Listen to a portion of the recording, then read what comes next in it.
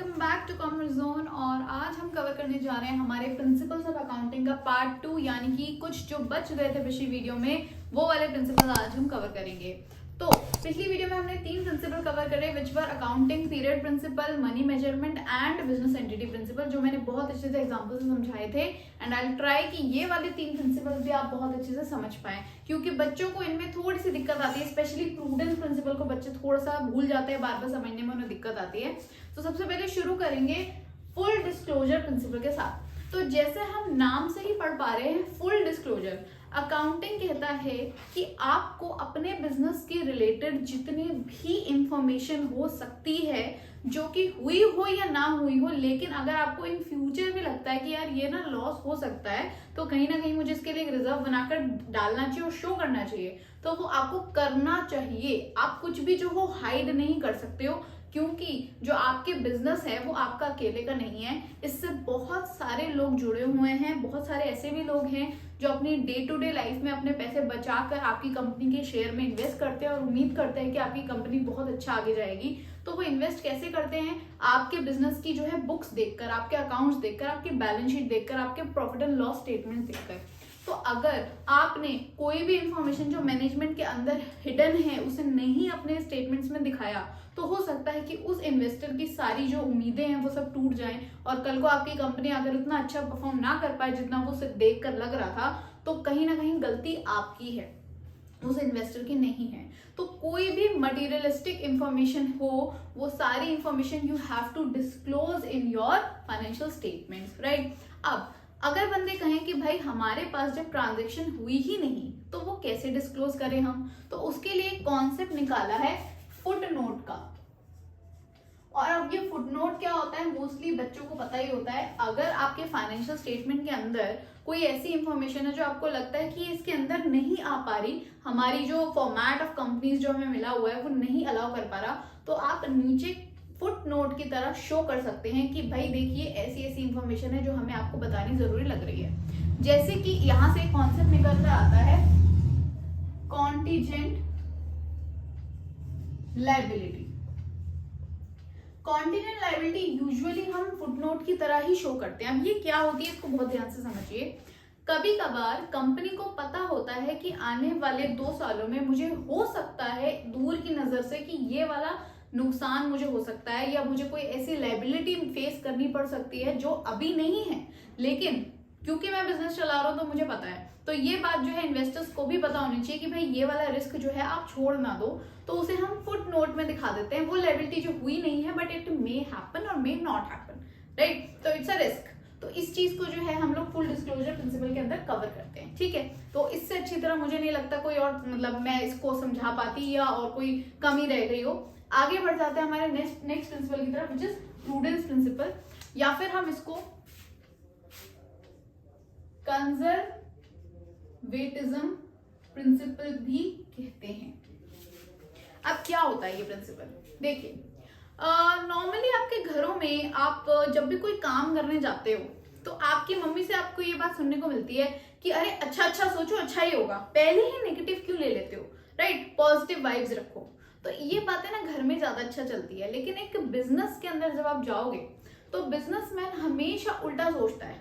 वो पहले होने वाले दुनिया भर के खर्चे सोच लेगा कि अगर मैं पानी में उतरा और मेरी जो क्या कहते हैं बोट है वो डूब गई, तो यहाँ पर मैंने अपना सामान चढ़ाया 1 लाख रुपए लगाकर पानी में, और एकदम से बहाव ऊंची आ गई, टाइटल कुछ हो गया और मेरा अगर वो डूब गया तो मैं क्या करूंगा? मेरा सारा 1 लाख रुपए खराब हो जाए। तो वो ये नहीं सोचेगा कि अच्छा अच्छा सोचो तो अच्छा अच्छा होगा, भगवान पे भरोसा रखो, वो जो है मेरी नैया को पार लगा ही देगा। ऐसा कुछ नहीं होने वाला। बिजनेसमैन हमेशा वो सारे रिस्क लेकर चलता है कि अगर ये हो गया तो मैं क्या करूंगा। तो वो उसके लिए सॉल्यूशन निकालता है इंश्योरेंस का, कि मैं ना पहले ही इंश्योरेंस ले लेता हूँ, बाई चांस अगर ऐसा लॉस हुआ तो मेरे सारे गुड्स जो है वो इंश्योर्ड होंगे, है ना। तो हम क्या करते हैं बिजनेस में कि जो भी पॉसिबल लॉसेस या पॉसिबल एक्सपेंसेस हैं उनको हम पहले ही अज्यूम कर लेते हैं कि ये हो सकते हैं, राइट, एसरटेन कर लेते हैं। और जो होने वाली इनकम है उसको हम कहते हैं कि जब होगी तब देखी जाएगी। तो इससे क्या होता है ना कि बंदे ज्यादा खुश नहीं होते। जैसे कि आपने सपोज करिए कि आपके कहीं से 1 लाख रुपए बोनस आने वाला है, तो जो नॉर्मल जॉब वाला बंदा होगा ना, वो पूरे साल यही सोच सोच के खुश होता रहेगा, अरे बोनस भी तो आना है, तो वो आधे से ज्यादा अपनी जो सैलरी है वो ऐसे ही खर्च कर देता है कि अरे कोई नहीं बोनस भी तो आना है। और पता चला जब बोनस आने का टाइम हो तब कंपनी पॉलिसी बदल दे कि भाई नहीं, क्योंकि कंपनी इधर प्रॉफिट नहीं कर पाई तो इस साल का बोनस कैंसिल। तो आपने, कई लोग तो ऐसे भी करते हैं कि वो गाड़ी लोन पे ले लेते हैं कि जो बोनस का पैसा आएगा उससे मैं बाकी का सारा लोन उतार दूंगा। कई लोग अपने ऐसे एसेट बना लेते हैं जो बाद में उन्हें पता चलता है ये एसेट नहीं है, कि लायबिलिटी होगी उनके सर पे, उल्टा आप वो किस्तें भर रहे और बोनस भी कैंसिल हो गया। तो बिजनेसमैन कहता है इन सब टेंशनों से बचो, जो आने वाली इनकम है उसको सोचो, छोड़ दो, भूल ही जाओ कि वो कभी आएगी फ्यूचर में। आप बस क्या मान के चलो कि जो लॉसेस है ना वो हो सकते हैं और उसके लिए पहले से तैयार हो जाओ। और अगर आपको इन फ्यूचर में इनकम मिलने वाली हो तो तब की तब देखेंगे, जब मिल गई तो तब, जब पैसा हाथ में आ गया तब हमारा, जब हाथ में ही नहीं आया तो उसके लिए सोच के खुश क्यों होना, राइट। तो ये जो प्रिंसिपल है ना, ये बहुत ज्यादा कंजर्वेटिव प्रिंसिपल है। जो पहले के बड़े बुजुर्ग कहते थे ना, ये वही वाली सोच है कि भाई पहले ही जो है ना बाढ़ के लिए तैयार हो जाओ, पहले ही घर बसाने लग गए हो, डाकू आ गए, चोरी होगी तो क्या करोगे, है ना। तो ये सारी चीजें आपको सोच के रखनी पड़ेगी, ठीक है। तो ये आपका क्या है, प्रूडेंस यानी कि कंजर्वेटिव प्रिंसिपल है कि estimate all the expected losses and do not think about the expected income, ठीक है ना। अब आगे बढ़ते हैं, कॉस्ट प्रिंसिपल या फिर हम इसको हिस्टोरिक कॉस्ट भी कहते हैं। अच्छा, अब कॉस्ट प्रिंसिपल क्या होता है, देखिए कॉस्ट प्रिंसिपल ये कहता है कि आपने जो भी चीज, जो भी एसेट या कुछ भी सामान अपने बिजनेस में किसी डेट पे खरीदा, फॉर एग्जांपल आप 1 अप्रैल को 2020 को एक गाड़ी खरीद कर लेकर आए और आपने सोचा इसको मैं बिजनेस के अंदर यूज करूंगा, और वो गाड़ी आपको टोटल 8 लाख रुपए की पड़ी। तो आप अपने बैलेंस शीट के अंदर, अपने एसेट्स के अंदर उस कार को 8 लाख रुपए का ही शो करोगे। अब 2-3 साल बाद क्या वो गाड़ी अभी भी 8 लाख रुपए की ही होगी? क्या आप हर दिन मार्केट वैल्यू सर्च करते रहोगे कि आज कितने बिक जाएगी, आज कितने की बिक जाएगी, और अपनी बैलेंस शीट में उसकी वैल्यू चेंज करते रहोगे?